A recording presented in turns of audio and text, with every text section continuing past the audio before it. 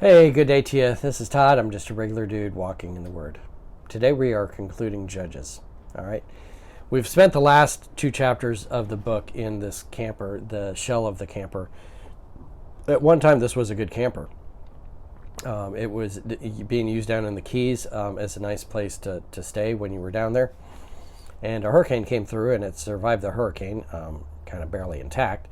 And it was brought up here, and we've used it kind of really as a storage area for quite a while, with plans to eventually rebuild it for a nice little apartment or whatever. But as of right now, it's not something you'd really want to live in. You can see there's no walls. It's just the shell is the only thing left in here. But the people of Israel, at the end here, these last two chapters, were living for themselves and worshiping idols. Okay, so it was self-centered and it was worshiping idols.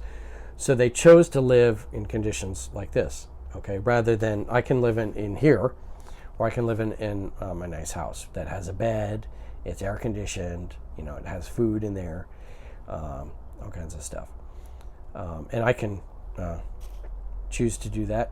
I can choose to follow God. Okay, so that was the bottom line here. Is at the end of the book of Judges, the people were choosing not to follow God, and as a result, their life was disastrous. Let me read the last verse here of Judges. It says this, and this is Judges 21:25. It says this: "In those days, Israel had no king, and everyone did as they saw fit." We've talked about that all the way through the book of Judges. Everyone just did as they saw fit. It starts out that way. In the book of Judges, it starts out that everyone did as they saw fit, and it will conclude, it concluded this way. Everyone did as they saw fit. They were just doing, whatever. If they thought it was right, then we did it.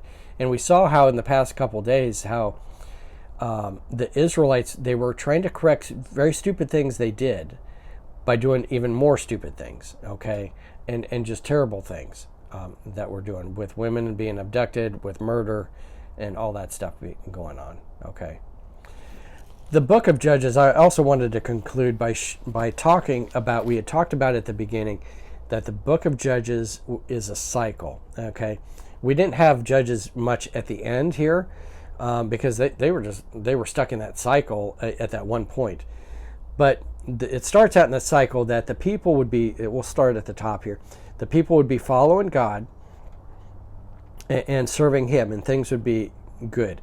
And then they would keep going down the cycle, and they would start worshiping idols. Okay, and God had told them, way back, he said, if you start worshiping idols and not following me, I'm going to give you over to your enemies, and that's my way of punishing you.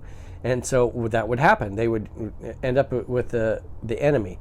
And many different enemies throughout the book of Judges. Philistines were one that Samson kind of dealt with, but many different enemies throughout that.